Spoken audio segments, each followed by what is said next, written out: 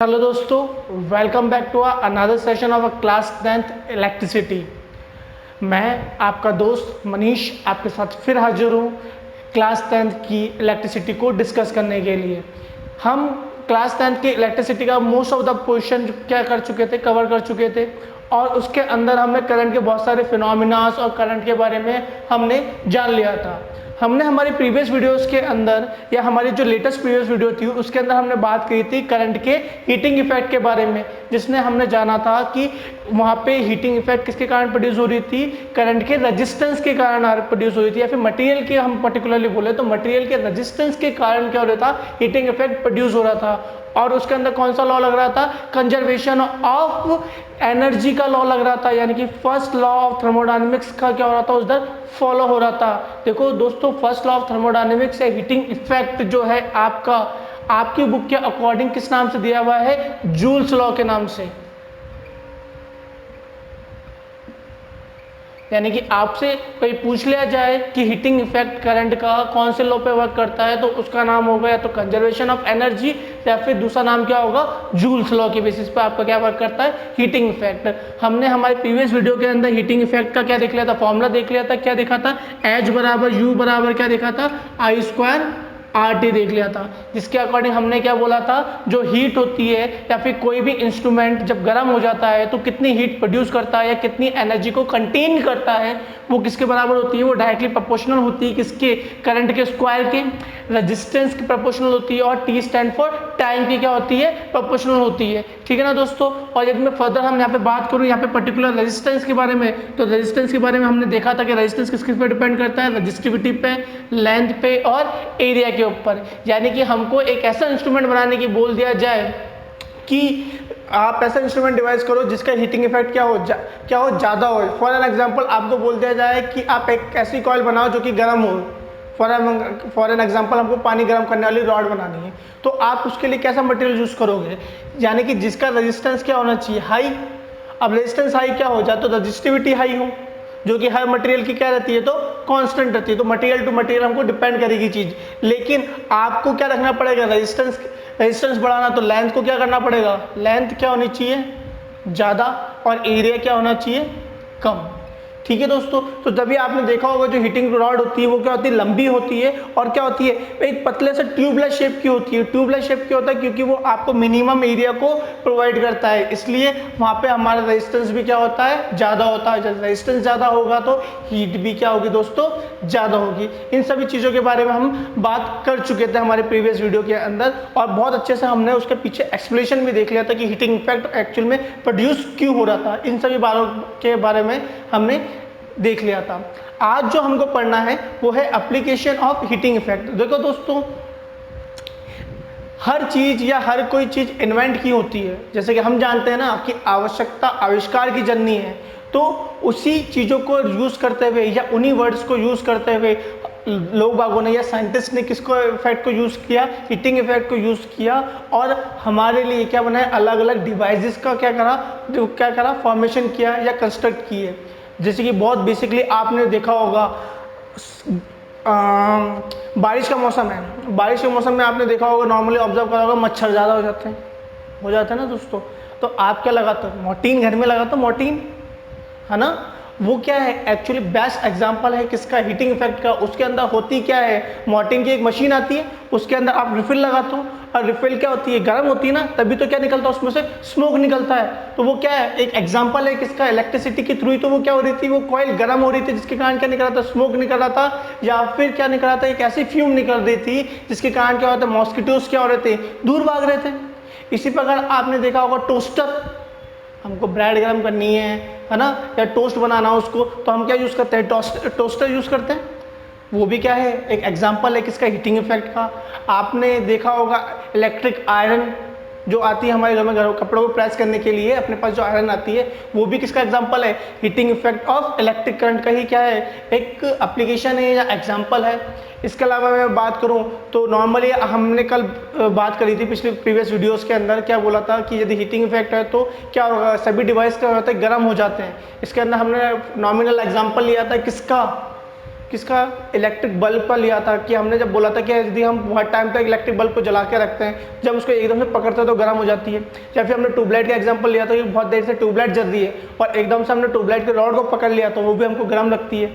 या फिर आप क्या करो, या आप मत करना, ऐसा मत करना कि यदि फ़ैन चल रहा है तो फ़ैन को यदि बहुत टाइम से चल रहा है तो फ़ैन की भी क्या होती है, जो बॉडी होती है वो क्या हो जाती है, मेन जब मोटर लगती है वो भी क्या हो जाती है, गर्म हो जाती है। वहाँ पे हमने देखा था कि हीटिंग इफेक्ट के अलावा वहाँ पे क्या होता है, फ्रिक्शनल इफेक्ट भी होते हैं जो कि क्या करते हैं, हीट को प्रोड्यूस करते हैं। ठीक है दोस्तों, आज हम कुछ मोस्ट पर्टिकुलरली एक ऐसे एप्लीकेशंस को डिस्कस करेंगे जो कि सीबीएसई में बहुत फ्रिक्वेंटली पूछा जाता है और इनके ऊपर कभी कभी न्यूमेरिकल भी पूछ लिया जाता है, तो हम उन चीज़ों को डिस्कस करेंगे।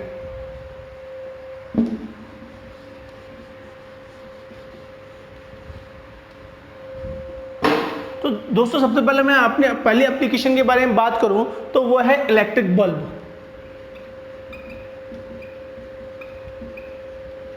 दोस्तों सबने देखा होगा अपने घरों में इलेक्ट्रिक बल्ब, मस्त ऑरेंज ऑरेंज लाइट करने वाला। अरे घर हम जब दुकान पर जाते हुए बोलते हैं ना, शायद 10 वाट का बल्ब दे दो, 100 वाट का बल्ब दे दो, अलग अलग यूटिलाइज के अकॉर्डिंग, क्योंकि जितनी हमको ब्राइटनेस चाहिए उसके अकॉर्डिंग हम क्या देखते हैं, बल्ब की रेटिंग देखते हैं। ठीक है, तो सबसे पहले जो एप्लीकेशन है हमारा इलेक्ट्रिक बल्ब। बल्ब में आपने जब देखा होगा तो क्या होता है, एक क्या होता है, एक नॉर्मल सा स्ट्रक्चर होता है, कुछ इस तरीके का दिखता है।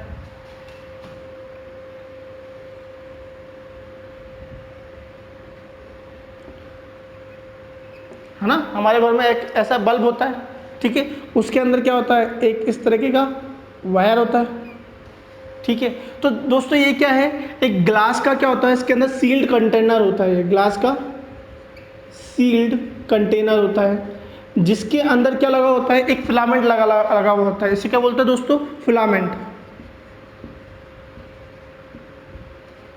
और यही फिलामेंट क्या होता है, हीट अप होता है। अब दोस्तों ये जो सील्ड कंटेनर है इसके अंदर क्या भरी हुई होती है, नोबल गैसेस भरी हुई होती है। जनरली क्या होती है, नोबल गैस होती है, जिसको हम हिंदी में क्या बोलते हैं, अक्रिय गैसेस जिसे बोलते हैं हम हिंदी में। तो नोबल गैसेस जनरली इसके अंदर या तो आर्गन होती है या क्रिप्टॉन होती है। इसका पर्पस बताऊंगा, नोबल गैसेस का क्या पर्पस है। सबसे पहले हम बात करते हैं फिलामेंट की। तो दोस्तों ये क्या है, आपका मेन हीटिंग फिलामेंट है। ये क्या है, आपका हीटिंग फिलामेंट है।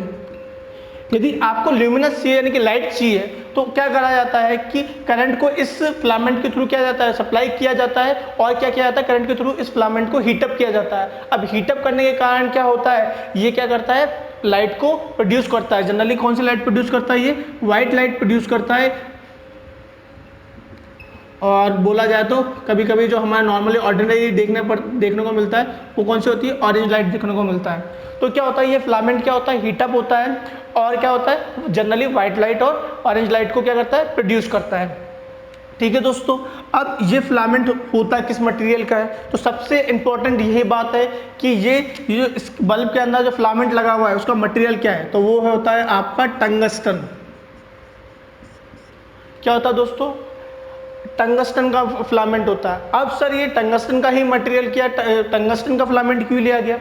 दोस्तों आपको जब इलेक्ट्रिक बल्ब चाहिए होता है या उससे लाइट चाहिए होती है ना, तो इस टंगस्टन के फिलामेंट को ऑलमोस्ट 3000 डिग्री सेंटीग्रेड के टेम्परेचर पे क्या किया जाता है, हीटअप किया जाता है। इतने टेम्परेचर तक हीटअप किया जाता है तब जाके हमको क्या मिलती है, लाइट मिलती है। तो यदि हम कोई ऑर्डिनरी क्या लगा देंगे, मटेरियल लगा देंगे, तो वो क्या हो जाएगा, ईजिली क्या हो जाएगा, मेल्ट हो जाएगा, है ना दोस्तों। तो क्या है, टंगस्टन के पास क्या है, एक ऐसा फीचर है, कैसा फीचर है कि इसका जो मेल्टिंग पॉइंट है वो क्या है, बहुत हाई है। हाई कितना सर, बहुत हाई, कितना हाई सर, कितना 3400 डिग्री सेंटीग्रेड क्या है इसका मेल्टिंग पॉइंट है टंगस्टन का। अब सर ये मेल्टिंग पॉइंट क्या होता है, मेल्टिंग पॉइंट क्या होता है दोस्तों, एक ऐसा टेम्परेचर जहां पे क्या होता है, कोई भी मेटल या सॉलिड अपनी क्या करता है, स्टेट चेंज करता है। क्या करता है, स्टेट चेंज करता है। ऐसे एक ऐसा टेम्परेचर जिसके ऊपर कोई भी मेटल या कोई भी सॉलिड अपनी स्टेट को चेंज करता है। कैसी स्टेट, सॉलिड स्टेट से किस में आ जाता है, लिक्विड स्टेट में आ जाता है। तो ऐसे टेम्परेचर को हम क्या बोलते हैं, मेल्टिंग पॉइंट बोलते हैं। फॉर एन एग्जाम्पल यदि मैं वाटर आइस की बात कर लूँ, तो आइस क्या है जनरली वाटर, और वाटर का मेल्टिंग पॉइंट क्या होता है दोस्तों 0 डिग्री सेंटीग्रेड होता है, ठीक है ना। वहाँ पे क्या होती है आइस 0 डिग्री सेंटीग्रेड पे क्या होता है, या इस टेम्परेचर के ऊपर क्या होता है वाटर क्या होता है स्टार्ट होता है 0 डिग्री से, 0 डिग्री से फर्दर टेम्परेचर बढ़ाते जाएंगे तो वो कंप्लीटली किस में कन्वर्ट हो जाएगा वाटर के अंदर, वाटर बोले तो लिक्विड स्टेट के अंदर, है ना दोस्तों। ये बात हम जानते हैं। तो हमने हमारे इलेक्ट्रिक बल्ब में कौन सा फिलामेंट ले रखा है टंगस्टन मटेरियल का, क्यों, क्योंकि इसका मेल्टिंग पॉइंट क्या होता है ज़्यादा होता है, कितना होता है 3400 या 3400 डिग्री सेंटीग्रेड के आसपास होता है। नेक्स्ट हम बात करते हैं कि यहाँ पे हमने नोबल गैसेस क्यों ली। तो नोबल गैसेस का यहाँ पे 2 पर्पज़ होता है। क्या होता है कि यहाँ पे हमको क्या बनाना होता है वैक्यूम, क्या बनाना होता है वैक्यूम। तो इजीली क्या करते हैं नोबल गैसेस के थ्रू हम क्या बना लेते हैं वैक्यूम बना लेते हैं। और सेकंड क्या होता है कि यदि सील कंटेनर है और ये नोबल गैसेस है तो इस फिलामेंट को ऑक्सीडेशन होने से बचाएगी।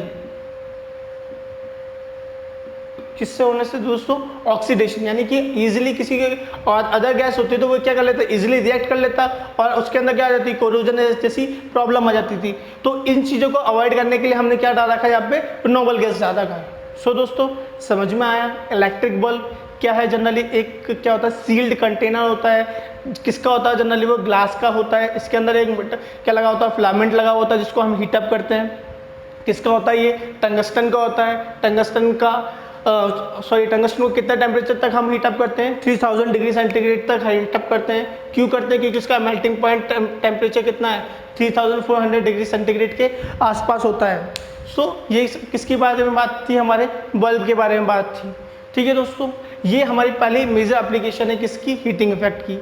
नेक्स्ट हम बात करते हैं हमारी इलेक्ट्रिक फ्यूज की।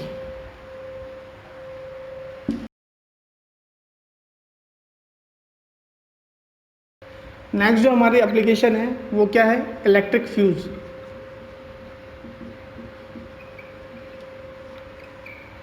देखो दोस्तों इलेक्ट्रिक फ्यूज जिनके घर पुराने होंगे उनके घर में तो दिख जाएगा, लेकिन आज के टाइम में इलेक्ट्रिक फ्यूज काम में बहुत कम आते हैं। इसको किसने इलेक्ट्रिक फ्यूज को किसने रिप्लेस कर दिया एमसीबीज ने, ठीक है दोस्तों। तो सबसे पहले एमसीबी के बारे में बात कर लेते हैं, फिर इलेक्ट्रिक फ्यूज के बारे में कंप्लीट डिस्क्रिप्शन पे चलेंगे। एमसीबी की आपको कंप्लीटली क्या जानना के लिए एक फुल फॉर्म याद होनी चाहिए। इसकी फुल फॉर्म क्या होती है miniature, M stand for miniature, C stand for circuit और बी स्टैंड फॉर ब्रेकर। तो नाउ डेज आपके घर में क्या देखने को मिलेगी आपको एमसीबीज देखने को मिलेगी जिसकी फुल फॉर्म क्या होती है मिनिएचर सर्किट ब्रेकर। अब यहाँ पे देखो सर्किट ब्रेकर आ रहा है ना, सर्किट ब्रेकर यानी कि सर्किट को क्या कर देगा ब्रेक कर देगा। सर्किट ब्रेक होने का मतलब क्या है कि डिवाइस के अंदर करंट क्या होना है, जो करंट फ्लो हो रहा है उसका फ्लो क्या हो जाएगा स्टॉप हो जाएगा। इसलिए तो क्या लगा रखा है एमसीबीज लगा रखी है ना दोस्तों।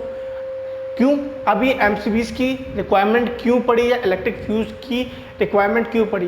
देखो दोस्तों क्या होता है कई बार हमारे जब पावर स्टेशन से जहाँ से हमारे इलेक्ट्रिसिटी सप्लाई आती है वहाँ पे क्या होता है इलेक्ट्रिसिटी फ्लक्चुएशन होता है। यदि ओवरलोड की कंडीशन आ जाए यानी कि आप जानते हो कि हर डिवाइस एक फिक्स रेटिंग के साथ आता है, जैसा कि हमने प्रीवियस वीडियो के अंदर बात करी थी। फॉर एन एग्जांपल हमने देखा था कि यदि मैं एक प्रेस लेने जा रहा हूँ या एक फ्रिज लेने जा रहा हूँ जिसकी रेटिंग लिखी हुई है 2000 वॉट और 220 वोल्ट, तो इसका मतलब हमने देखा था कि ये जब हम किसी डिवाइस को या इस अप्लायंसेस को 220 वोल्ट की इलेक्ट्रिक सप्लाई के साथ क्या करेंगे कनेक्ट करेंगे या 220 पोटेंशियल डिफरेंस वाली सप्लाई के साथ कनेक्ट करेंगे तो ये 1000 वॉट की क्या करेगा पावर को कंज्यूम करेगा। ये रेटिंग लिखी हुई आती है। अब क्या हो कि जब जहाँ से आपके पास इलेक्ट्रिसिटी आ रही है, जहाँ से जिस पावर स्टेशन से आपके पास क्या आ रही है इलेक्ट्रिसिटी आ रही है, वहाँ से क्या हुआ कुछ मिस्टेक होगी या कुछ फ्लक्चुएशन आ गया और मान लो क्या आ गया 220 की जगह 280 वोल्ट का पोटेंशियल डिफरेंस क्रिएट हो गया, तो क्या हो जाएगा आपका डिवाइस तो उसको सहन नहीं कर पाएगा ना, यानी कि आपका डिवाइस क्या हो जाएगा खराब हो जाएगा। तो ऐसे ही या फिर आपके घरों के अंदर क्या हो जाएगी डिवाइसेस तो खराब होंगे साथ साथ क्या हो जाएगा मे बी चांसेस क्या हो जाए कि शॉर्ट सर्किट हो जाए या आपके घरों में शॉर्ट सर्किट से क्या लग जाए आग लग जाए। तो इन्हीं चीज़ों से बचाने के लिए पहले के ज़माने में क्या यूज़ किया जाता था, इलेक्ट्रिक फ्यूज़ का काम में लिया जाता था, जिसको आज की तारीख में किसने रिप्लेस कर दिया, एमसीबीज ने रिप्लेस कर दिया। हम इलेक्ट्रिक फ्यूज़ के बारे में बात करेंगे। एमसीबी के बारे में आप जब 11th 12th क्लास में आओगे, मोस्ट पर्टिकुलर जब 12th क्लास में आओगे तब एमसीबी के बारे में बात करेंगे। और आज की तारीख में तो एमसीबी भी रिप्लेस हो गई है सोलेनॉइड वॉल्व के थ्रू या सोलेनॉइड सर्किट ब्रेकर के थ्रू। उन सब के बारे में आप जब बात करेंगे, हम 12th क्लास के अंदर मोस्ट अच्छे से बात करेंगे इसको। जब मैं 12th क्लास कवर करूँगा तो उसके अंदर मैं 10th क्लास वाले इसके अंदर एक छोटा सा लिंक डाल दूंगा वीडियो के अंदर, तो वहाँ पर आप देख सकते हो। ठीक है दोस्तों, तो सबसे पहले हम इलेक्ट्रिक फ्यूज़ के बारे में बात करते हैं। इलेक्ट्रिक फ्यूज़ क्या होता है, एक जनरली एक छोटा सा डिवाइस होता है जो कि घरों के अंदर जहाँ से मेन सप्लाई हो रही है ना वहाँ पे कनेक्ट होता है। और ये हमेशा कैसे कनेक्ट होता है घरों की सप्लाई के अंदर, घरों के अंदर जो सप्लाई आती है उसके अंदर ये सीरीज कनेक्शन में होता है।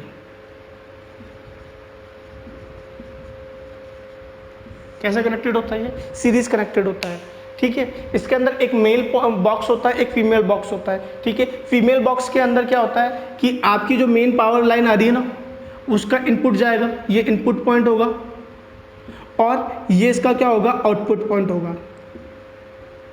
ठीक है दोस्तों, और इसके अंदर क्या होंगे, दो टर्मिनल्स लगे हुए होंगे इस तरीके से। ठीक है दोस्तों, ये क्या है, इसका फीमेल बॉक्स है फ्यूज का। ठीक है, मेन कहानी किसकी है इलेक्ट्रिक फ्यूज में, मेल बॉक्स की। देखो मेल बॉक्स में क्या होता है दोस्तों, इस तरीके का क्या होता है,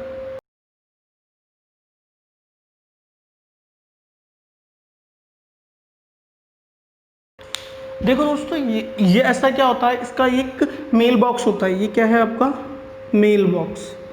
अब इसमें क्या होता है दोस्तों, दो टर्मिनल्स निकले हुए होते हैं इस तरीके से, ये टर्मिनल पॉजिटिव टर्मिनल और ये नेगेटिव टर्मिनल के लिए होता है। अब जब आप इस बॉक्स को इसके अंदर एंटर करते हो, इंसर्ट करते हो, तो ये क्या करता है, सर्किट कंप्लीट करने का काम करता है। सर्किट कंप्लीट करने का मतलब क्या है कि करंट के फ्लो होने के लिए प्रॉपर पाथ को प्रोवाइड करता है। ठीक है दोस्तों, इस तरीके से देखो, जैसे ये मेल पार्ट हो, ये फीमेल पार्ट है, आपस में क्या हो गया, कनेक्ट हो गया ना, लॉक हो गए। तो इसी तरीके का प्रोविजन इसके अंदर भी होता है। अब क्या होता है, यहाँ पे तो इस टर्मिनल पे ये वायर कनेक्ट हो गया और इस टर्मिनल पे वायर कनेक्टेड हो गया, लेकिन ये दोनों तो आपस में कनेक्टेड नहीं है ना, तो इन दोनों को कनेक्ट करने के लिए ये क्या लगाया जाता है, मेल बॉक्स लगाया जाता है। और ये टर्मिनल कहाँ फिट हो जाते हैं, इसके अंदर हो जाते हैं। अब इन दोनों टर्मिनल के बीच में क्या लगा हुआ होता है, ये जो हमारा मेल बॉक्स है इसके अंदर दोनों टर्मिनल के बीच में क्या लगा हुआ होता है, एक लैड का वायर लगा हुआ होता है। किसका दोस्तों, लैड का वायर लगा हुआ होता है। अब ये लाइट का वायर क्या करता है, जब इसको हम इसके अंदर कनेक्ट कर देंगे तो क्या हो जाएगा, ये इससे कनेक्टेड है, ये इसके अंदर कनेक्टेड हो जाएंगे तो क्या हो जाएगा, प्रॉपर क्या मिल जाएगा, पाथ मिल जाएगा और करंट क्या हो जाएगा, फ्लो हो जाएगा। सो हमारा क्या हो जाएगा, घरों के अंदर करंट का सप्लाई स्टार्ट हो जाएगी। लेकिन सर आपने तो बोला था कि इलेक्ट्रिक फ्यूज तो हमारी किसके लिए यूज़ होता है, सेफ्टी पर्पज़ के लिए यूज़ होता है, तो सेफ्टी कैसे करेगा। तो क्या होता है दोस्तों, वही कंडीशन, जब ओवरलोडिंग की कंडीशन हो जाए तो ओवरलोडिंग का कंडक्शन का मतलब क्या हो जाएगा, या ओवरलोडिंग की कंडीशन का मतलब क्या हो जाएगा कि पावर इनपुट क्या हो गया, ज़्यादा हो गया। यदि पावर इनपुट ज़्यादा हो गया तो क्या हो जाएगा, हीटिंग इफेक्ट भी क्या हो जाएगा, ज़्यादा, है ना। आपने देखा था ना कि यदि करंट की, आपने हीटिंग की वैल्यू देखी थी ना, आई स्क्वायर आर टी, ठीक है। और हम जानते हैं कि आई भी क्या होता है, डायरेक्टली प्रोपोर्शनल होता है आई के। यदि वोल्टेज इंक्रीज होगा तो क्या होगा, करंट भी क्या होगा, इंक्रीज होगा। यदि करंट इंक्रीज हो जाएगा तो क्या हो जाएगा, हीट भी क्या हो जाएगी, इंक्रीज हो जाएगा। हीट से मतलब क्या है, टेम्परेचर इंक्रीज हो जाएगा। तो सेफ्टी कैसे करेगा, यदि ये हीटिंग इफेक्ट ज़्यादा हो गया तो हमने क्या लगा दिया यहाँ पे, लेड का वायर। अब लेड को वहाँ पे हमने बल्ब के केस में क्या देखा था कि टंगस्टन एक ऐसा मटेरियल था जिसका मेल्टिंग पॉइंट क्या था, बहुत ज़्यादा था। लेकिन लेड यहाँ पे जब हम वायर यूज़ कर रहे हैं तो लेड का क्या फीचर है कि इसका मेल्टिंग पॉइंट क्या है, बहुत कम होता है। मेल्टिंग पॉइंट क्या होता है, लो होता है। यदि मेल्टिंग पॉइंट लो होता है तो जैसे ही थोड़ा बहुत क्या आ जाए, एबनॉर्मल करंट आ जाए या थोड़ी बहुत भी हीट मिलेगी तो ये क्या हो जाएगा, ये लेड का वायर क्या हो जाता है, मेल्ट हो जाता है। और मेल्ट हो जाने का मतलब क्या हो जाएगा, सर्किट क्या हो जाएगा, डिस्कनेक्ट हो जाएगा। यदि सर्किट डिस्कनेक्ट हो जाएगा तो क्या हो जाएगा, आपके घरों के अंदर क्या हो जाएगी, सप्लाई स्टॉप हो जाएगी। तो कोई भी डिवाइस आपका हार्म नहीं होगा, यानी कि घरों के अंदर किसी प्रकार की ओवरलोडिंग की कंडीशन प्रोड्यूस नहीं होगी। सो इन दिस वे ये इलेक्ट्रिक फ्यूज वर्क करता है। तो जनरली ये सब तो पार्ट कैसा है, कंडक्टिव मटेरियल का पार्ट होता है, ये भी कंडक्टिव होता है,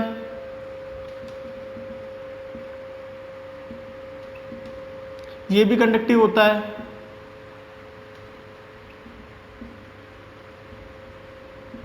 लेकिन ये जो होते हैं ना सर, ये जो आउटर केस हैं इसके, ये क्या होते हैं, नॉन कंडक्टिव मटेरियल के होते हैं। जनरली ये कौन से किसके होते हैं, इंसुलेटिंग मटेरियल के होते हैं। और आपने नाम सुना होगा पोर्ट क्ले का या पोर्ट चाइना का, बहुत जनरल लैंग्वेज में पोर्ट चाइना के नाम से बोलते हैं। आप इसको सिमिलर कर सकते हैं, जैसे कि आपके जो कप आते हैं ना घर में जिसमें हम चाय पीते हैं, वो जिस मटेरियल के बने हुए होते हैं ना, वही मटेरियल किस में लगा हुआ होता है, इन इलेक्ट्रिक फ्यूजेस में लगा हुआ होता है। मैं मोस्ट पर्टिकुलरली नाम बताऊं उसका तो क्या होता है दोस्तों,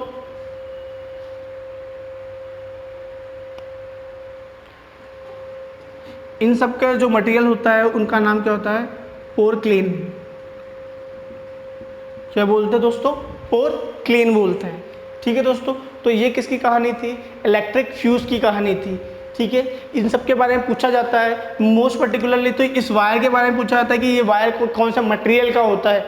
ठीक है दोस्तों, और ये इलेक्ट्रिक फ्यूज वर्क कैसे करता है। ठीक है दोस्तों, इन सब के बारे में हमारे से पूछा जाता है। तो थर्ड हमारे नेक्स्ट एप्लीकेशन की तरफ चलते हैं हम लोग।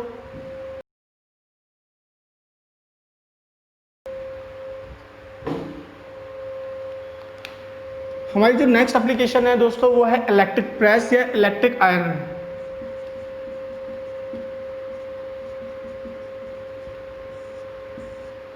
हाँ दोस्तों, देखी तो सबने होगी इलेक्ट्रिक आयरन, लेकिन इंटरनल कंस्ट्रक्शन तो देखा नहीं होगा उसका। तो आपने जनरल जैसे ही प्रेस देखी होगी, सब कैसी होती है, कुछ इस शेप की होती है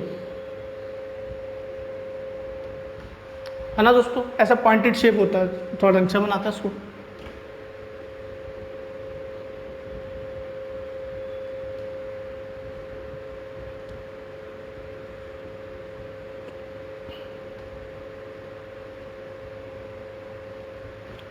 जितनी भी आपकी इलेक्ट्रिक आयरन होती है लगभग इस शेप की होती है। और इसके अंदर क्या होता है दोस्तों, एक क्या होती है, एक सिलेंड्रिकल रॉड होती है। कैसी, सिलेंड्रिकल रॉड इसी शेप की।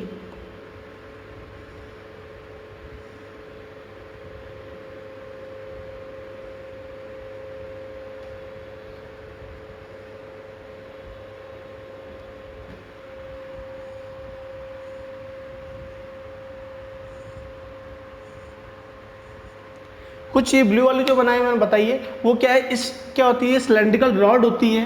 वो जनरली किसकी होती है, ये एक मोस्ट कंडक्टिव मटेरियल की होती है। कंडक्टिव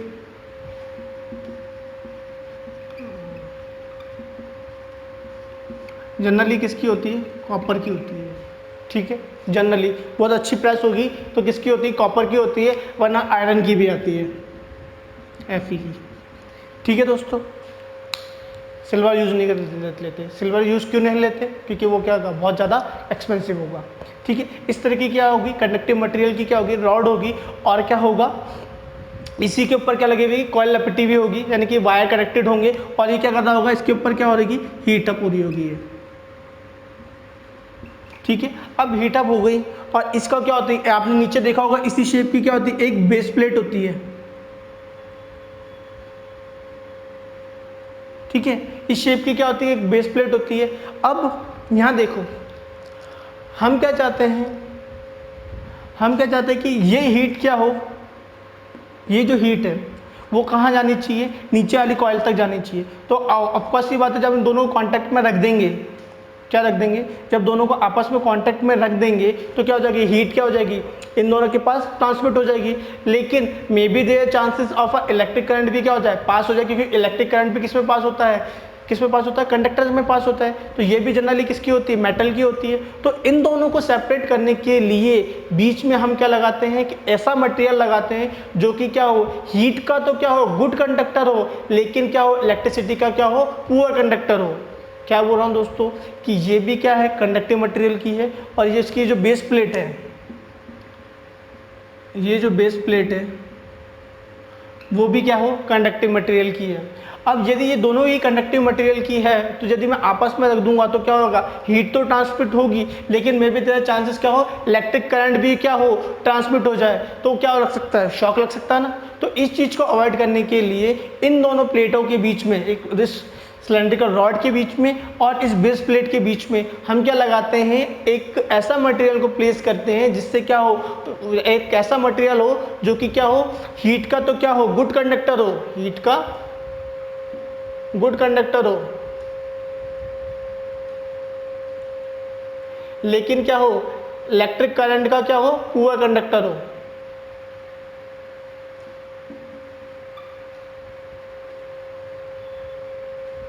तो इसके अंदर हम ऐसा मटेरियल यूज करते हैं जिसका नाम है माइका। क्या नाम है दोस्तों, माइका। माइका को यूज करते हैं कि माइका एक ऐसा मटेरियल है जो कि क्या है, हीट का क्या है, गुड कंडक्टर है, लेकिन इलेक्ट्रिसिटी का क्या है, पुअर कंडक्टर है। तो आपस में इस हीटिंग रॉड और इस बेस प्लेट के बीच में हम क्या प्लेस करते हैं, माइका को प्लेस करते हैं, जिसके कारण क्या होती है, हीट तो ट्रांसमिट होती है लेकिन इलेक्ट्रिक करंट ट्रांसमिट नहीं होता है। सो ये किसके अंदर था, इलेक्ट्रिक आयरन के अंदर था।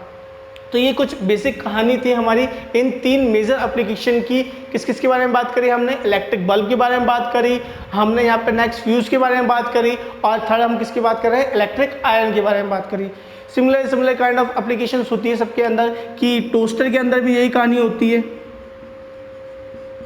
ठीक है दोस्तों, हमारा जो हीटर आता है उसके अंदर भी क्या होती है, इसी तरीके की कहानी होती है। तो ये सब क्या है, मेजर एप्लीकेशन थी किसकी, हीटिंग इफेक्ट की। ठीक है दोस्तों, नेक्स्ट हम एक नेक्स्ट टाइम बात करते हैं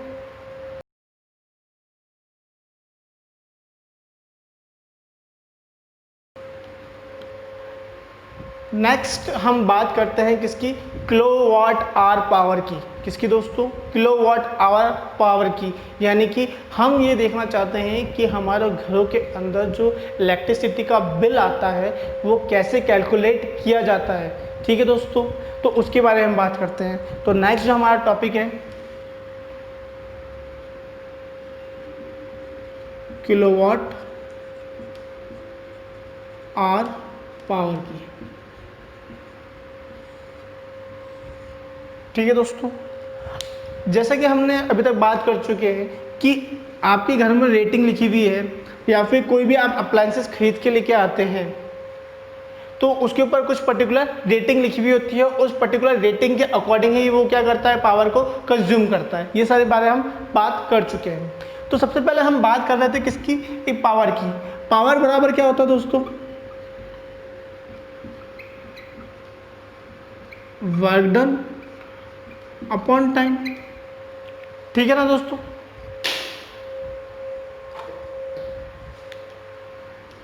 वर्क डन अपॉन टाइम होता है। अब जैसे कि हमने हमारे प्रीवियस वीडियो में देखा था कि इलेक्ट्रिक करंट के अंदर जो वर्क डन करता है वो किसके कारण होता है, पोटेंशियल डिफरेंस के कारण। तो हमने देखा था कि V बराबर क्या होता है, W/Q। तो W बराबर हमने देख लिया था क्या होता है, V/Q। इसको रिप्लेस कर दें तो V/Q बाई टाइम। और हम जानते हैं कि Q बाई टाइम क्या होता है, इलेक्ट्रिक करंट होता है ना। इलेक्ट्रिक करंट की डेफिनेशन से I बराबर क्या होता है, Q/T। तो ये क्या है, Q/T। तो क्या होता है, पावर का फॉर्मूला कितना बन गया, V/I। एक तो ये फॉर्मूला आपको याद रखना है।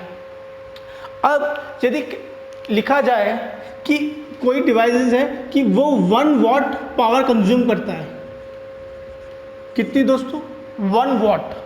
तो 1 वॉट पावर का मतलब क्या है कि जब हम 1 जूल का वर्क डन होगा, 1 जूल का वर्क डन होगा कितने टाइम के लिए दोस्तों, 1 सेकंड के लिए। यदि किसी डिवाइस क्या करता है, 1 वॉट पावर कंज्यूम करता है, क्या दोस्तों, कोई डिवाइस क्या करता है, 1 वॉट पावर कंज्यूम करता है, तो इसका मतलब क्या है कि जब कोई डिवाइस को चलाने के लिए मुझे 1 जूल वर्क डन करना पड़ेगा कितने सेकंड के अंदर, 1 सेकंड के अंदर, तो जब जाके कोई वो डिवाइस कितनी पावर कंज्यूम करेगा, आपकी 1 वॉट को कंज्यूम करेगा। ठीक है दोस्तों, ये क्या थी, हमारी पावर की बेसिक डेफिनेशन थी, जिसके बारे में हम पहले भी बात कर चुके थे। ठीक है, तो मैं ये जानना चाहता हूँ कि सर कि यदि 1000 वॉट है, कितना है, कोई डिवाइस है 1000 वॉट है, इतनी पावर कंज्यूम करता है, और इसको मैं कितना घंटा चलाता हूँ, 1 घंटा चलाता हूँ। कितना चलाता हूँ, 1 घंटा चलाता हूँ। ये मेरी कंडीशन है, इफ लगा के स्टार कंडीशन। कि मेरे पास कोई डिवाइसेस है वो 1000 वाट की पावर कंज्यूम करता है और कितने घंटे चलाता हूँ उसको 1 आवर तक चलाता हूँ, तो वो कितनी एनर्जी या कितनी एनर्जी को कंज्यूम करेगा या फिर उसको चलाने के लिए मुझे कितना वर्क डन करना पड़ेगा उसके बारे में जानना है मुझे। तो इसको देखते हैं।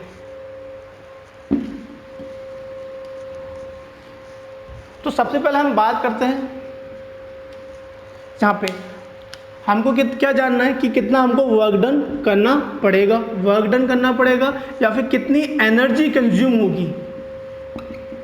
क्या दोस्तों, कितनी एनर्जी कंज्यूम होगी। तो हम क्या जानते हैं वर्क एनर्जी प्रिंसिपल से कि वर्क किसके बराबर होता है, एनर्जी के बराबर होता है, ये सब हम जानते हैं। तो यदि इसके अकॉर्डिंग हम बात करें तो वर्क बराबर एनर्जी बराबर कितना हो जाएगा, पावर इनटू टाइम। ठीक है दोस्तों, अब हमको क्या कंडीशन दे रखी है, 1000 वाट की क्या करता है, पावर कंज्यूम करता है, कितने घंटे चलता है, जब वो 1 आवर चलता है तो कितनी पावर कंज्यूम हो रही है, तो पावर कितनी एनर्जी कंज्यूम हो रही है, तो पावर कितनी है 1000, टाइम कितना है 1 आवर। 1 आवर बोले तो 1 आवर में कितने मिनट होते हैं, 60 मिनट होते हैं, और 60 मिनट में कितने सेकंड होते हैं दोस्तों, 60 सेकंड होते हैं। तो 1 आवर में कितने सेकंड हो जाएंगे दोस्तों, 60 मल्टीप्लाई बाई 60 यानी कि 3600 सेकंड। ठीक है दोस्तों, तो यहाँ पे क्या लिख दें, 3600 लिख दें। तो क्या बन गया फिगर 3000,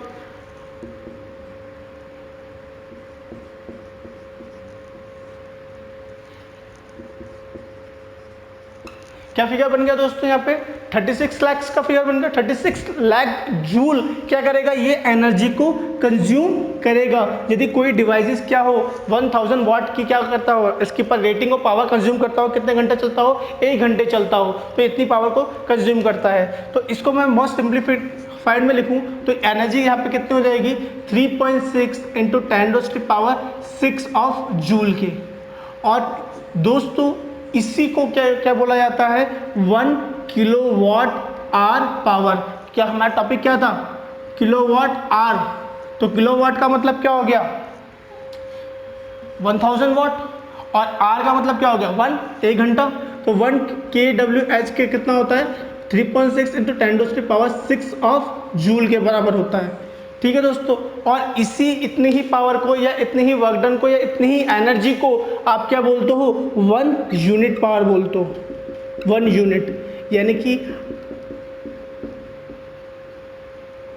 आप पढ़ते होंगे ना कि आपके इलेक्ट्रिक बल्ब में कि 1 यूनिट की प्राइस इतनी, 2 यूनिट की प्राइस इतनी, तो वो 1 यूनिट पावर एक्चुअल में है कितना या 1 यूनिट एनर्जी है कितनी, वो इस फिगर के बराबर है। यानी कि 3.6 इंटू 10⁻⁶ ऑफ जूल के बराबर क्या करते हो, 1 यूनिट में क्या होती है, एनर्जी कंज्यूम होती है। ठीक है दोस्तों, और आपको क्या करना पड़ता है, इसी 1 यूनिट के अकॉर्डिंग क्या करना पड़ता है, बिल को पे करना पड़ता है। ठीक है दोस्तों, फॉर एन एग्जांपल यदि आपके घर में कितनी कोई अप्लायंसेस 25 यूनिट क्या करता है, पावर कंज्यूम करता है या एनर्जी कंज्यूम करता है, तो इसका मतलब क्या है, वो कितनी एनर्जी कंज्यूम कर रहा है, 25 into 1 unit, 25 multiply by unit लिखा हुआ ना, यूनिट का मतलब क्या है 1 यूनिट। 1 यूनिट में पावर कितनी है 3.6 इंटू 10⁻⁶ ऑफ जूल क्या करता है, वो एनर्जी को कंज्यूम करता है। तो इन दिस वे आप क्या कर सकते हो, आपकी इलेक्ट्रिक बल्ब को इलेक्ट्रिसिटी के बिल को आप क्या कर सकते हो, कैलकुलेट कर सकते हो कि वो कितना बिल को कंज्यूम करेगा या कितनी एनर्जी को कंज्यूम करेगा। उन सब के बारे में आप क्या कर सकते हो, कैलकुलेशन कर सकते हो। ठीक है दोस्तों, तो इसके ऊपर हमारे कुछ न्यूमेरिकल देखेंगे जिससे ये और क्लियर होगा। ठीक है दोस्तों, सो ये क्या था, इस चैप्टर का आखिरी टॉपिक था। हमने इस चैप्टर के अंदर एक टॉपिक छोड़ दिया था या फिर बीच में हमारे से स्किप हो गया था, हम उसको कवर करते हैं जिसका नाम था क्या, कुछ मेजरिंग डिवाइसेस जिसके थ्रू हम क्या करें, इलेक्ट्रिक करंट को कैसे मेजर करते हैं या पोटेंशियल डिफरेंस को कैसे मेजर करते हैं, उन सब के बारे में हम अब नेक्स्ट बात करते हैं।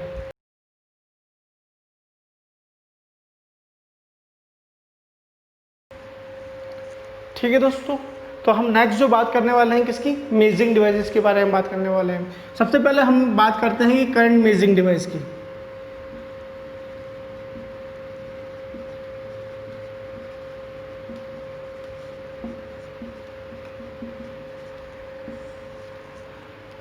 ठीक है दोस्तों, किसको मेजर करना है दोस्तों? करंट को मेजर करना है। तो करंट को मेजर करने के लिए जो हम डिवाइस काम में लेते हैं दोस्तों, उसका नाम है एमीटर। क्या नाम है दोस्तों? एमीटर। तो करंट को मेजर करने वाला डिवाइस कौन है? एमीटर है। ठीक है दोस्तों, अब ये एमीटर करता क्या है? एमीटर क्या करता है, किसी भी सर्किट के अंदर से जितना करंट को फ्लो हो रहा है उसको क्या कर लेता है? कैलकुलेट कर लेता है, या उसका इंडिकेशन हमको दे देता है बाय कैलिब्रेशन वे में। कुछ ना कुछ क्या होती है, कैलिब्रेटेड नीडल लगी हुई होती है, उनके उसके ऊपर क्या लगा होता है? एक स्केल लगा हुआ होता है, जिसके वे में हमको क्या मिलता है? आंसर मिलता है। फॉर एन एग्जाम्पल, यदि मैं आपसे बोलूँ कि ये एमीटर एक्चुअल में दिखता कैसे है, तो एमीटर क्या होता है जनरली,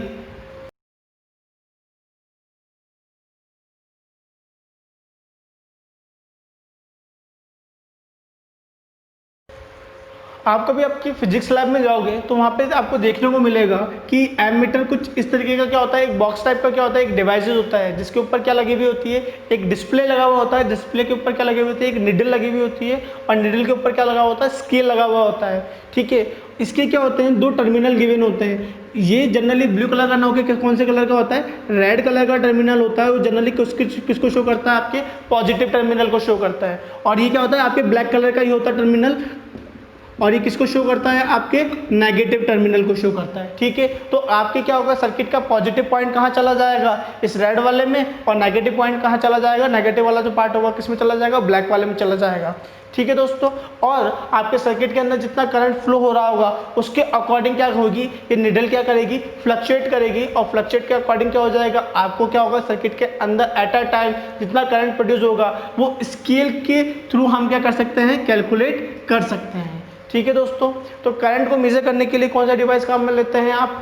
एमीटर। और जनरली कितनी रेटिंग में आता है?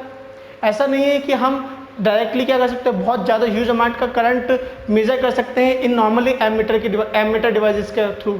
ठीक है, तो ये जनरली कौन से रेंज में आता है? मिली एम्पियर रेंज के अंदर आता है। ठीक है, मिली या माइक्रो एम्पियर की रेंज के अंदर आता है। तो आप देखना कभी आपके फिजिक्स लैब में जाओगे तो यहाँ पे क्या लिखा होगा? या तो मिली एम्पियर लिखा हुआ होगा या माइक्रो एम्पियर लिखा हुआ होगा। यानी कि आपकी फिजिक्स लैब के अंदर जो ये एमीटर होता है वो क्या करने के काम में आता है? बहुत स्मॉल अमाउंट के करंट को क्या करने के काम में आता है? मेजर करने के काम में आता है। क्या करने में? Small amount of current.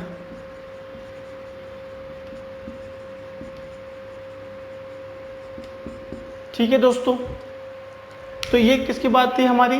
किसकी? एमीटर के बारे में बात थी। अब ये जो एमीटर होता है वो किसी भी इलेक्ट्रिकल सर्किट के अंदर कैसे कनेक्टेड होता है? सीरीज में कनेक्टेड होता है। कैसे कनेक्टेड होता है दोस्तों? सीरीज में। कुछ इस तरीके से देखो,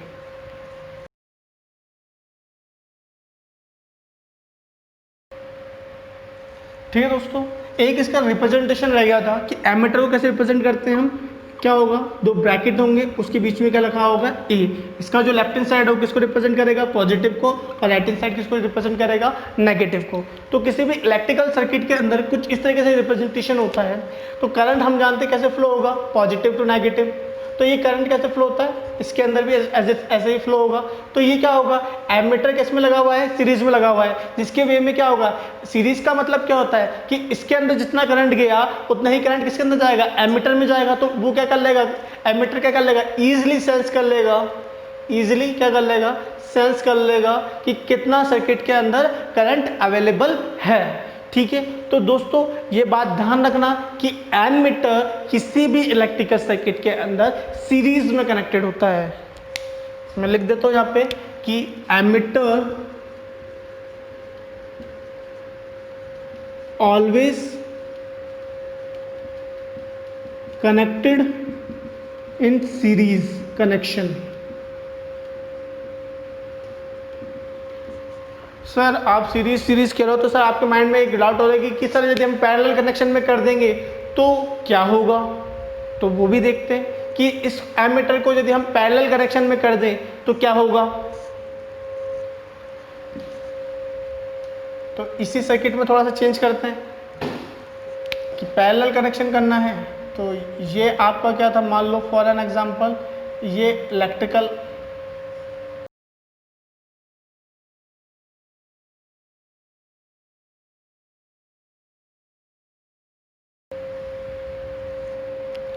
तो दोस्तों हमने क्या करा कि इस बार क्या करा, इस एमीटर को हमने किस में कनेक्ट कर दिया, पैरेलल कनेक्शन में कनेक्ट कर दिया। अब पैरेलल कनेक्शन में कनेक्ट कर दिया तो हम जानते हैं कि यहाँ पे करंट क्या होगा, डिवाइड हो जाएगा। ठीक है, अब करंट का एक फीचर होता है, क्या होता है दोस्तों, करंट हमेशा कहाँ फ्लो होना चाहता है, करंट का क्या फीचर की बात कर रहा है, करंट का एक फीचर है कि ये हमेशा स्मॉल रेजिस्टेंस पाथ पे फ्लो होना चाहता है।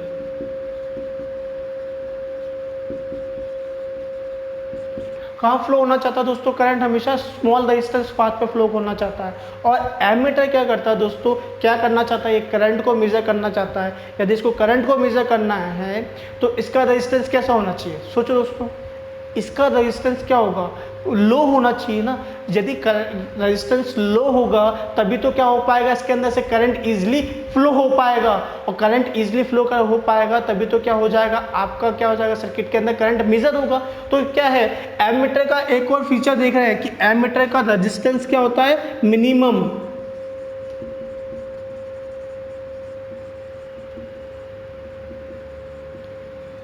क्या है दोस्तों, एमीटर का रेजिस्टेंस क्या है, मिनिमम है। और एमीटर का रेजिस्टेंस यदि मिनिमम है तो करंट भी कहाँ फ्लो होना जाता है, मिनिमम रेजिस्टेंस पाथ के ऊपर। और यदि मिनिमम रेजिस्टेंस पाथ के ऊपर क्या हो रहा है, करंट फ्लो हो रहा है, तो क्या होगा कि करंट, इसका रेजिस्टेंस फ्लो क्या है, मिनिमम है।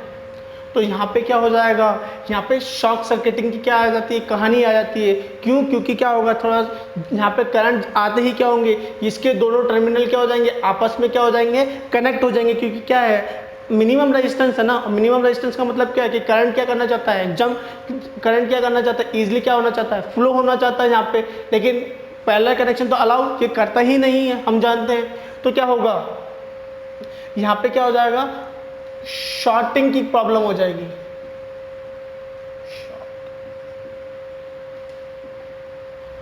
किसकी प्रॉब्लम हो जाएगी दोस्तों, शॉर्टिंग की प्रॉब्लम हो जाएगी। शॉर्टिंग के प्रॉब्लम का मतलब क्या होगा कि आपके बैटरी का यदि आप क्या करो, पॉजिटिव नेगेटिव एक साथ क्या कर दो, कनेक्ट कर दोगे, तो क्या हो जाएगा, वहां पे क्या हो जाता है, वो डिवाइस शॉर्ट हो जाता है। तो यदि आप किसको कर दो, एमीटर को पैरेलल कनेक्शन में कर दो, तो वहां पे क्या हो जाती है, डिवाइस क्या हो जाता है, शॉर्ट हो जाता है। यानी कि शॉर्ट होने का मतलब क्या है कि मैक्सिमम रेजिस्टेंस ऑफर हो जाता है। और यदि मैक्सिमम रेजिस्टेंस ऑफर हो जाता है तो सर्किट में किसी प्रकार का करंट होगा ही नहीं।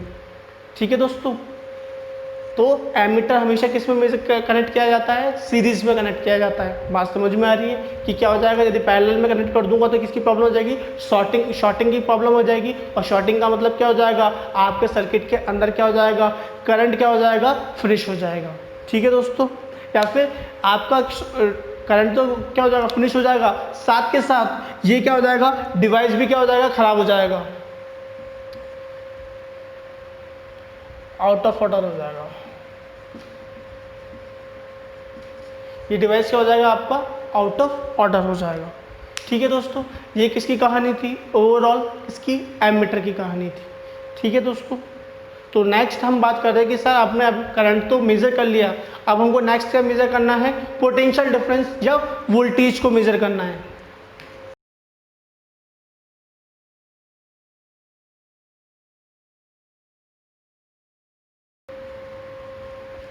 तो हमको नेक्स्ट क्या मेजर करना है, पोटेंशियल डिफरेंस या वोल्टेज को मेजर करना है। तो इसके लिए जो डिवाइस काम में लिया जाता है उसका नाम क्या होता है, वोल्ट मीटर। क्या नाम है दोस्तों उसका, वोल्ट मीटर। ठीक है दोस्तों, इसका कंस्ट्रक्शन या फिर एमीटर का कंस्ट्रक्शन दोनों क्या है, लगभग सिमिलर होते हैं। आपको डिस्टिंग्विश करना है तो आप उसको डिस्प्ले में ही देख के क्या कर पाएंगे, डिस्टिंग्विश कर पाएंगे। इसके डिस्प्ले के सेंटर में क्या लिखा हुआ होता है, एक V लिखा हुआ होता है, V stand for volt meter. ठीक है दोस्तों, तो ये किसी भी डिवाइस के अंदर या किसी भी सर्किट के अंदर कितना पोटेंशियल डिफरेंस या कितना वोल्टेज प्रेजेंट है उसको मेजर करने के काम में आता है। ठीक है दोस्तों, इसका कंस्ट्रक्शन लगभग सिमिलर है किसके, एमीटर के सिमिलर। क्या एमीटर से क्या है सिमिलरिटी कि इसके अंदर भी अगेन क्या होगा, दो टर्मिनल होंगे रेड और ब्लैक कलर के, और क्या होगा, एक क्या होगा, पॉइंटेड स्केल होगा जिसके ऊपर क्या होगा, कैलिब्रेट होगा जितना पोटेंशियल डिफरेंस मेजर है उसके अकॉर्डिंग। ठीक है दोस्तों, अब इसकी बात आती है कि ये वोल्ट मीटर है या ये जो वोल्ट मीटर है ये किसी भी सर्किट के अंदर कैसे कनेक्टेड होता है, तो ये किसी भी सर्किट के अंदर पैरेलली कनेक्ट होता है। ठीक है दोस्तों, कैसे कनेक्ट होता है, पैरेलल कनेक्शन के अंदर कनेक्ट होता है। इसका रिप्रेजेंटेशन कैसा है, तो इसका रिप्रेजेंटेशन कुछ इस तरीके का है। ठीक है दोस्तों, तो ये किसी भी इलेक्ट्रिकल सर्किट के अंदर कैसे कनेक्टेड होता है, पैरेलली कनेक्टेड होता है। कैसे दोस्तों, कुछ इस तरीके से।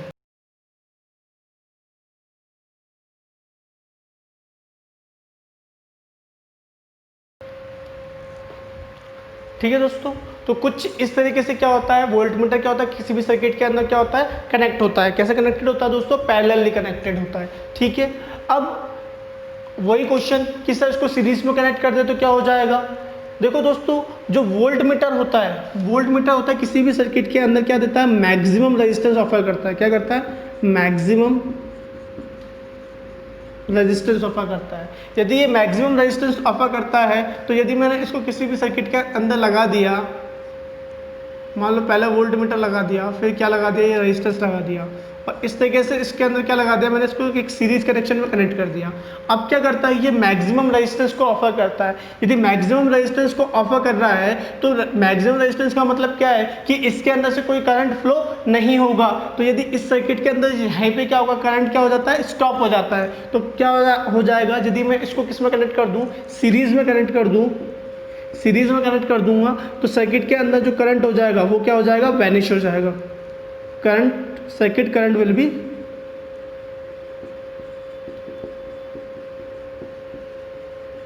वैनिश। ठीक है दोस्तों, तो इसलिए हम क्या करते हैं कि वोल्ट मीटर को हमेशा कैसे कनेक्ट करते हैं, पैरेलली कनेक्ट करते हैं, और एमीटर को कैसे कनेक्ट करते हैं, हम सीरीज में कनेक्ट करते हैं। क्योंकि एमीटर आपको क्या देता है, मिनिमम रेजिस्टेंस देता है, और वोल्ट मीटर क्या देता है, आपको मैक्सिमम रेजिस्टेंस देता है। ठीक है दोस्तों, तो ये किसके बारे में बात थी, मेजरिंग डिवाइसेस के बारे में बात थी। एक और डिवाइस है दोस्तों जिसका नाम है गैल्वेनोमीटर।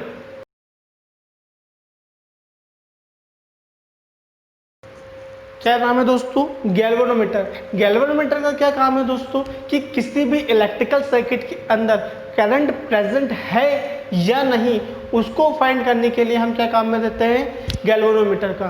तो इसका काम क्या है, to detect current present in a circuit